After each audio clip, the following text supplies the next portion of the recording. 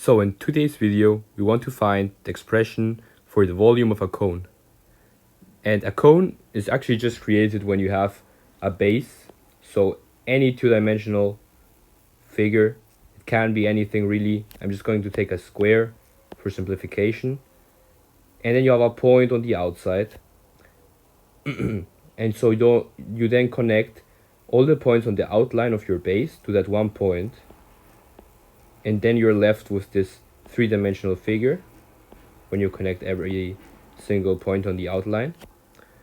And I know usually the term cone is used to refer to the shape that is created when you have a circular base, but it doesn't really need to be a circle. It can be any two-dimensional shape really that you have as a base. And the point, it can be everywhere as well. The point that all the lines are connected to, it could be here on the side as well. It doesn't really matter, okay? Alright, and so for the purpose of this proof now, I'm going to use a two-dimensional sketch here on the side. We have here a base, and then I'm just going to put our point S on top, and this is just a side view, so I'm just going to draw two lines, and I'm going to draw in our height as well, which I'm going to call H. Alright, and now to find the volume, we're going to use the following approach. We're going to create an intersectional area to our cone that is perpendicular to our height. I'm going to call it B of x. It's going to be here, for example. And it's called B of x because it is x units away here. It's x units away from our point S. Okay? And so why am I doing this? Well, if we want to evaluate the volume, we can just say that we can add up our B of x bases when x goes from 0 to h. So I'm going to show this. If x equals 0, our B of x will be here. If x equals h, then our B of x will be down here. And so if we add up all B of x's when x varies from 0 to h, so B of x plus B of x plus B of x plus B of x plus B of x plus B of x all the way down to here, we'll be in the end having the volume. And so the volume now we said equals all these sums of B of x's when x goes from 0 to h, and that, my guys, is nothing else than the integral from 0 to h of bx dx. And so now that we have established this integral, which can't be really simplified, we want to find an expression of b of x to expand this integral into a very nice formula. The first thing to notice to establish an expression for b of x is that our cone consisting of our base b and height h is similar to our cone consisting of our base bx and our height x.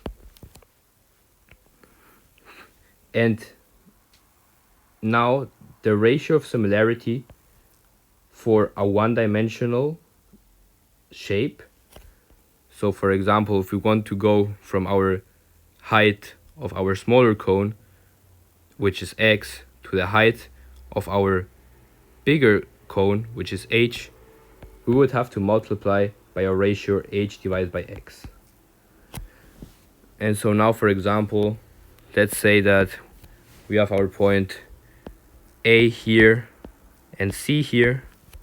Then in the same manner, to go from SA to SC, we would have to multiply by our ratio h divided by x. And so now that we have established our ratio, we can use that to state the following. So bx times some ratio will equal b, and this ratio will be h divided by x that we have shown, but squared, because a base is a two-dimensional shape, and so the ratio needs to be squared. And so now rearranging this, we get that bx equals x squared divided by h squared times b. And so this is really nice because we can now plug this into our integral, and we get that the volume equals the integral from 0 to h of, I'm going to put the constants first, which are 1 divided by h squared times b times x squared dx. And so this is very nice. This is very easy to integrate. We just factor out the constants first and just leave our x terms inside of the integral. Now the integral of x squared is just 1/3 times x cubed, and we want that evaluated from 0 to h. And now we just plug in our boundaries. So 1/3 times h cubed, and when we plug in 0, well, that term just goes to 0, and so we're left with 1 divided by h squared times b times 1/3 times h cubed. And now we notice that here our h squared and our h cubed will just cancel out to 1h in the denominator, and so we're left with 1/3 times b times h as our final formula for the volume of a cone.